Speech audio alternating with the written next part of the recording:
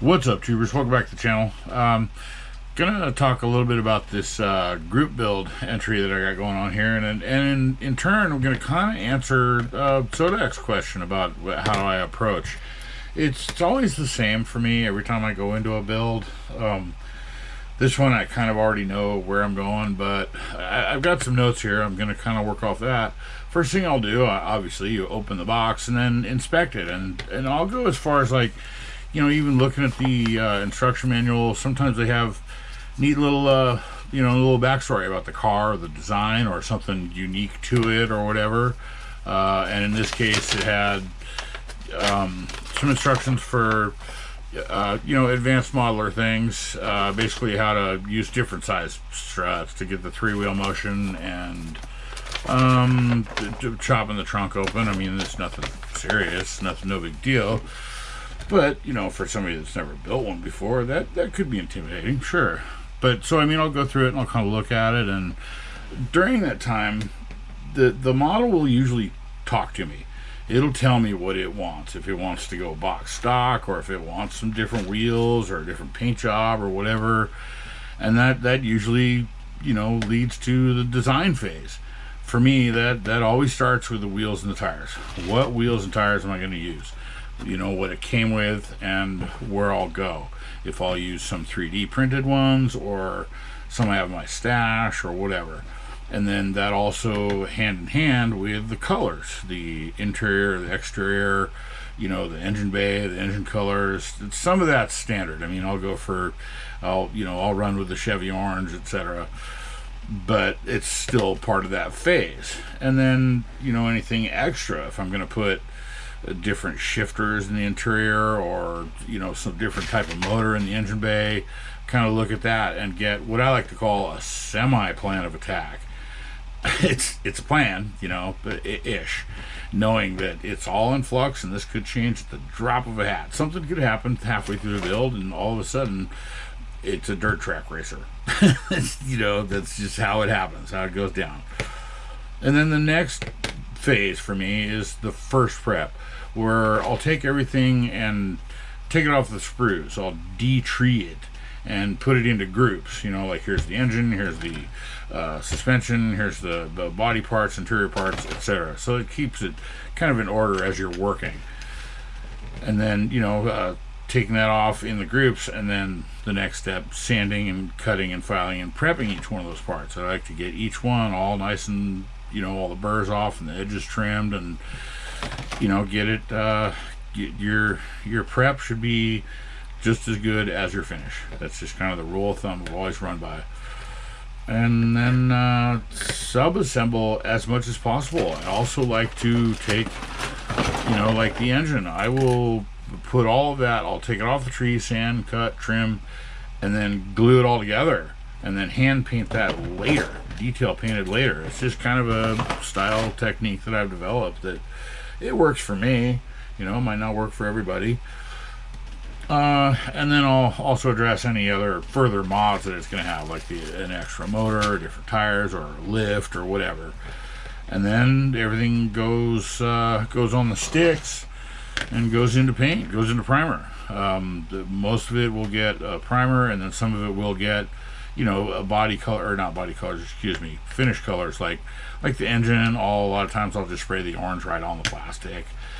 And then that leads to the final segment of the trim it all out. Paint all the trim, do whatever your chrome stuff you're going to do, and then glue all the other parts together, decals, and then the finished pictures. That's pretty much my process. So where I'm at right now is, this was a kit that had been painted. I was running a little test on it. I don't have any strippers, so I'm kind of stalled out on that, but I will get some in the next day or so. So I rubbed a little bit of IPA on it. It didn't really take off much. It kind of did. I knew I was going to repaint the body, so I wanted to get an idea for how bad is it. It's not too bad, really. It's a decent paint job. It's got some globs here and there, but I just kind of wanted to assess it and see if it's going to strip easily, first of all, and see how it's going to go, what it's going to take.